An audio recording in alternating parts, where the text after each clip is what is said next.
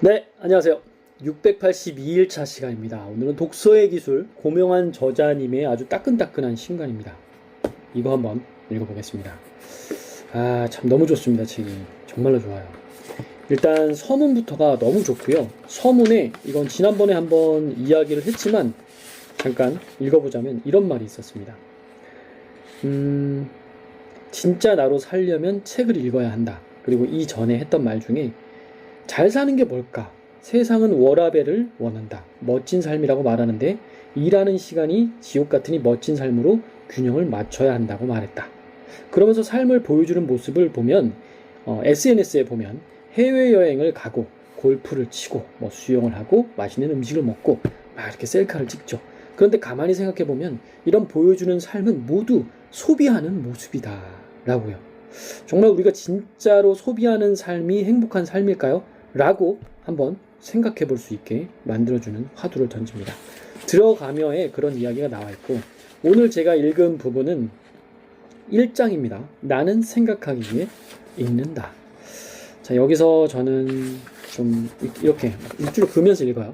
여기 막 글도 써가면서 이렇게 읽는데, 여러분들도 여러분들이 원하시는 만큼 편하게 읽으시면 됩니다. 좋은 내용이 많지만 저는 요 한 부분만 읽어보겠습니다. 18페이지에 자, 이런 이야기가 나옵니다.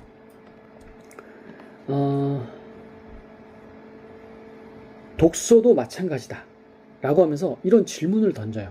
예를 들어 이런 겁니다. 어떤 책을 읽어야 할까요? 책은 어떻게 읽으면 잘 읽을까요? 막 이런 내용. 이런 질문들에 대한 답을 꾸준히 독서를 하면 저절로 알게 된다. 독서에 익숙해져야 알 수 있는 답이다. 다른 사람이 설명해 줄 수 없다. 전 여기에 별표 하나 빵 쳤거든요. 정말로 다른 사람이 설명해 줄 수가 없어요. 책 읽는 것도 그렇고요. 부자가 되는 것도 그렇고요. 인생을 잘 사는 것도 그래요. 저는 책을 잘 읽는 사람도 아니고요. 부자도 아니고 인생을 잘 살았다고 말을 할 수는 없는 사람이지만 지금 잘 사는 방향으로 가고 있다라고 확실하게 말을 할 수 있어요. 정말 다른 사람이 설명해 줄 수가 없어요. 사람마다 다르기 때문입니다. 자, 이 7가지 질문에 대해서 저는 한번 답을 해볼게요. 여러분들도 한번 답을 해보시기 바랍니다. 어떤 책을 읽어야 할까요? 저는 이렇게 답을 했습니다. 나는 내가 읽은 책은 알겠는데 당신이 읽어야 할 책은 잘 모르겠습니다. 두 번째, 책을 어떻게 읽으면 잘 읽을까요? 저는 늘 읽던가 쉬어가면서 읽던가 때로는 집중해서 읽습니다. 어떨 때는 그냥 후루룩 읽기도 해요. 세 번째, 책을 어떻게 읽으면 빨리 읽을까요? 어떤 책은 빨리 읽히고 어떤 책은 느리게 읽힙니다. 네. 네 번째, 책을 얼마나 읽어야 인생에 도움이 될까요? 저는 이렇게 답을 했습니다. 얼마나는 미리 알 수 있는 게 아니고 도착해 봐야 그 얼마나에 대한 양을 알 수 있다라고요. 이건 정말로 사람마다 다르겠죠. 네 번째, 다섯 번째군요. 책을 읽고 돈을 벌려면 어떻게 해야 하나요?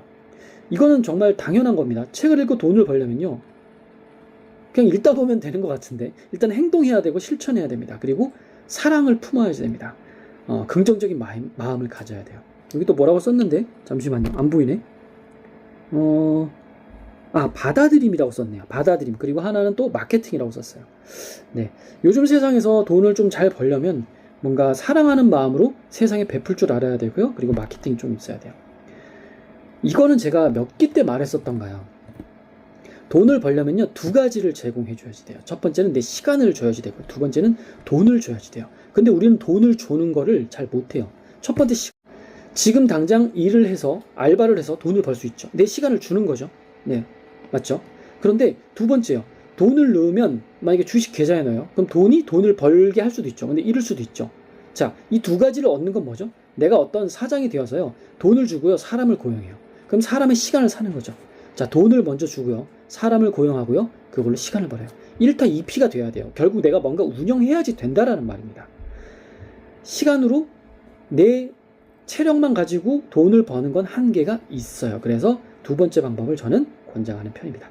이것도 책을 읽다 보면 다 되게 되어 있던 것 같아요. 자, 6번째, 책을 꾸준히 읽으려면 어떻게 해야 되나요?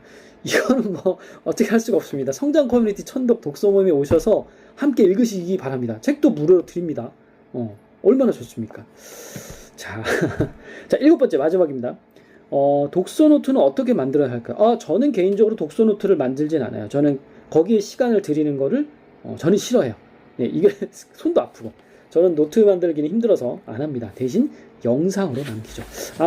지금 시간을 제가 시간을 거기다 더 쓰는 거 싫어한다고 말을 했잖아요. 아까 여기다 뭐 잠깐 일기를 썼는데, 진짜 없네? 분명 썼거든요? 조금만 찾아보겠습니다. 시간에는 여러분 두 가지가 있잖아요. 하나는 크로노스라는 시간이 있고, 하나는 카이로스라는 시간이 있어요. 그런데 그 크로노스, 카이로스, 이거 정말 어디다 적었을까요? 신기하네. 여기 있네요.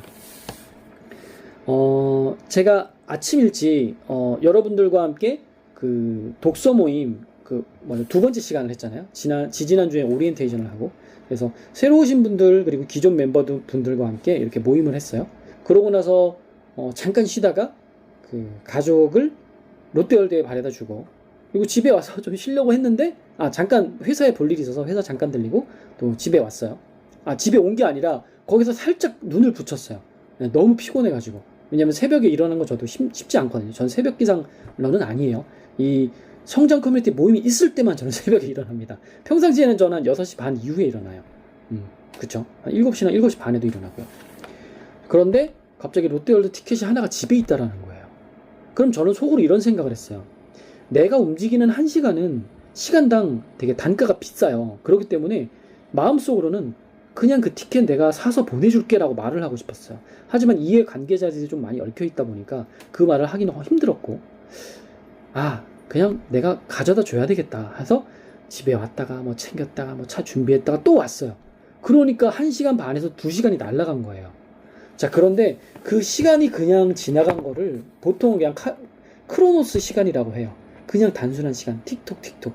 그런데 가치 있는 시간 있죠. 의미 있는 시간. 그걸 카이로스라고 한단 말이에요. 이게 그리스에서 나오나 뭔지 잘 모르겠지만. 그래서 저는 시간을 되게 소중히 여기는 사람인데, 돈보다도 더. 왜냐면 과거에는 돈이 더 중요했죠. 근데 지금은 시간이 더 중요해요. 이렇게 넘어가면 그 단계로 올라가는 것 같아요. 그래서 내가 티켓을 한 장을 위해서 가져다 주는 시간. 근데 제가 또 헤맸어요. 왜냐면 지금 또 이거 영상 남기고 또 오후 일정에 제가 있거든요. 가서 이제 또 수업도 듣고 뭔가 또 할 걸 해야 돼요. 그래야지 오늘 일과가 끝나는데, 사실 지금 할 거를 못했어요. 한 30분 동안은 제가 뭔가 다른 걸 또 해야 돼요. 엑셀로 작업을 하는 거. 그걸 해야지만 또 우리 가족이 또 먹고 살 돈이 들어오기 때문에.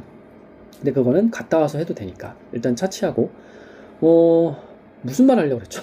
아무튼 그 가는 시간을, 이거 내가 너무 낭비인데, 이거 집에 갔으면 아주 샤워도 또 느긋하게 하고 시간도 더 편하게 보낼 수 있었을 텐데 라고 생각했지만, 불평을 할 수 있었을 테지만 저는 바꿨어요.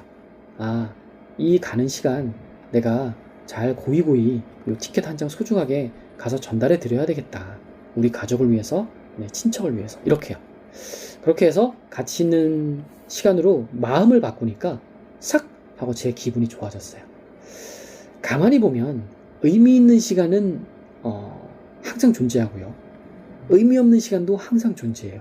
결국 우리가 마음 먹기에 따라서, 이 같은 1시간이지만 어떻게 여기를 가치를 부여하느냐에 따라서 다른 것 같아요.